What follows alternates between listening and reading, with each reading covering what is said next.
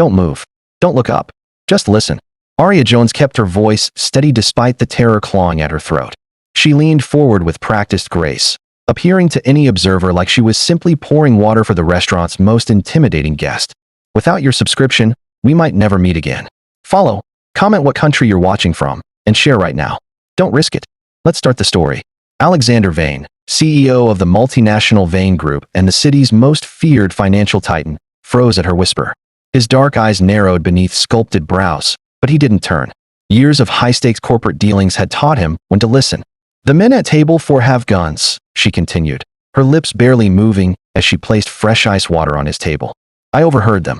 They're waiting for you to leave. Something about making it look like a random mugging. She explained the plot, a silenced, untraceable dart meant to look like a sudden heart attack. For 3 agonizing seconds, Alexander said nothing. Aria's hand trembled slightly, causing the water to ripple in the crystal glass. She'd spent 6 months working at the Gilded Leaf, perfecting the art of invisibility among the city's wealthy elite. Now, she'd shattered that anonymity with 3 sentences. Would a waitress risk her life to warn me? The question struck her like a physical blow. Why indeed? Alexander Vane represented everything she despised. Wealth built on cold calculation and power maintained through fear. The whispers about his family's hostile takeovers and ruthless operations weren't just rumors. Because I don't want to see anyone die tonight, she answered, the half-truth bitter on her tongue. Not even you.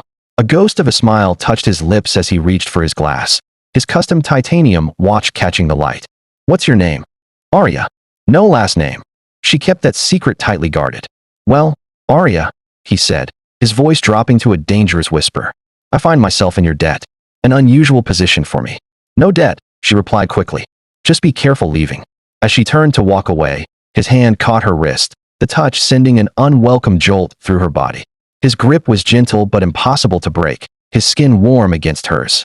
They've seen you talking to me, he said, dark eyes assessing her with unnerving intensity. You've made yourself a target. The realization hit her with sickening clarity. She'd acted on instinct, unable to stand by and watch a murder. I'll be fine, she insisted, pulse racing beneath his fingers. No. Alexander released her wrist and smoothly stood, towering over her slender frame. With practiced ease, he reached into his suit jacket and extracted a slim, encrypted phone. Code read 7 at Gilded Leaf, table 4. Extraction for 2. Before she could protest further, the floor manager approached.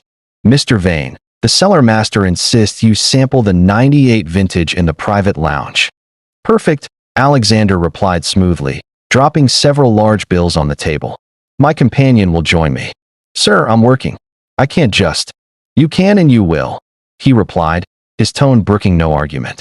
His hand moved to the small of her back, guiding her firmly but gently toward the rear of the restaurant. Your shift has ended early.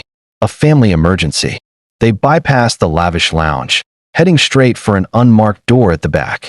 I'm not going anywhere with you, Aria insisted, planting her feet. I have responsibilities. I can't just disappear. I admire your courage, Aria, but you don't understand the danger, Alexander said, pulling the door open to reveal a broad-shouldered woman with military bearing. This was Mrs. Chun, his head of security. These people don't leave loose ends. I'm nobody. A waitress they won't remember tomorrow. His laugh was short and without humor. You think the black waitress who whispered in Alexander Vane's ear and then walked out with him won't be remembered?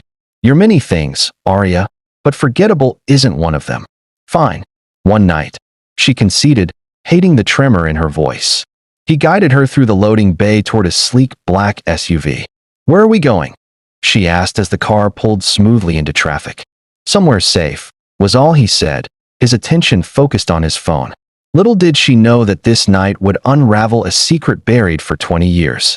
Secrets that would bind her to the dangerous man beside her in ways neither could imagine.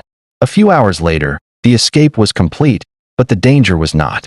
Alexander was explaining the ambush, the perpetrator, his ambitious uncle, Marcus Vane, when they arrived at Aria's tiny studio apartment to collect her belongings.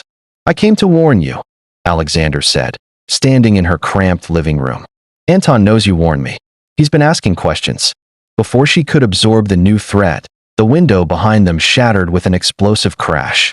Stay down, Alexander ordered, tackling her to the floor as glass rained down. A device clattered across the floor, spewing thick smoke. They barely escaped, racing down the fire escape and into the alley below. They were running when Arya demanded the truth. "I know more than you think," Alexander admitted, his breath ragged as they sprinted. "I know your father, Elias Jones, wasn't just a mechanic. He was my father's most trusted advisor." He paused, forcing her to stop on the busy sidewalk. "And I know your mother, Imani Jones, was my father's sister. The one everyone thought died decades ago." Arya stumbled, the world tilting on its axis. "You're saying?" "Yes, you are my cousin, Arya Vane," he revealed, his eyes intense. "And according to the Vane legacy charter, you are the direct blood heir. The only person who stands above me, and Marcus, in the line of succession." The revelation hit her like a physical blow. Her entire life, the struggle, the anonymity, had been a carefully constructed lie to protect her from the family she never knew. "I don't believe you," she whispered, tears stinging her eyes. "You don't have to," Alexander said, checking their surroundings. "But believe this. Marcus knows who you are now, and he won't stop until both of us are dead." The final confrontation was set for the Legacy Council meeting. Alexander's position was threatened by Marcus's manufactured evidence of embezzlement. The discovery of Arya complicated everything. "I'll go with you," Arya declared at the safe house, stunning Alexander and Mrs. Chun. "Absolutely not.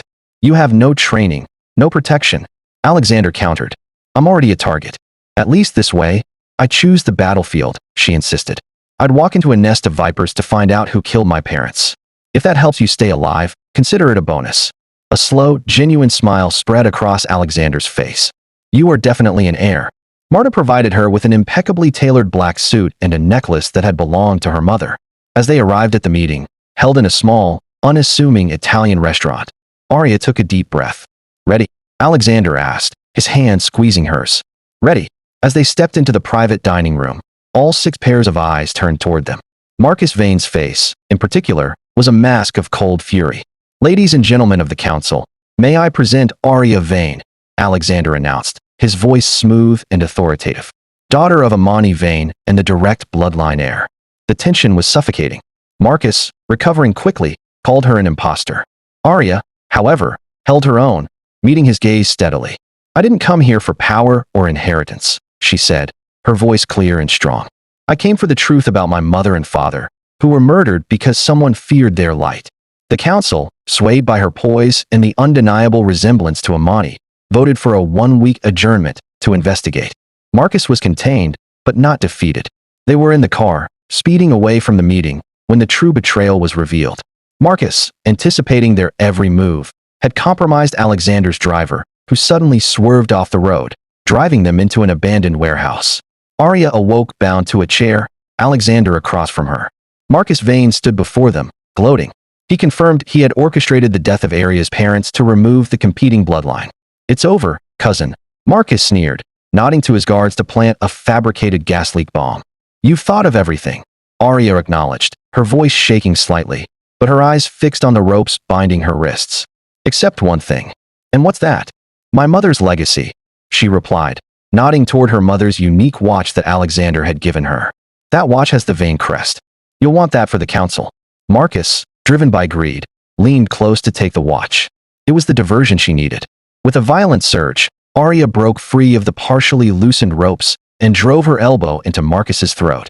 As he stumbled back, gasping, Arya snatched a heavy pipe from the floor and swung it at the nearest guard. Alexander, now free, rushed to subdue the second guard. Arya, adrenaline surging, stood over a groaning Marcus. "You killed my father for this," she hissed, the pipe raised. "You will never have it." Before she could strike, the warehouse door burst open. Mrs. Chun, alerted by a silent distress signal Alexander had embedded in the watch, led a team of security personnel. They quickly subdued Marcus and his guards. Dawn broke over the city skyline, painting the sky in hues of gold and amber. Arya stood in Alexander's private art loft, looking out at the city that was now, legally and spiritually, hers.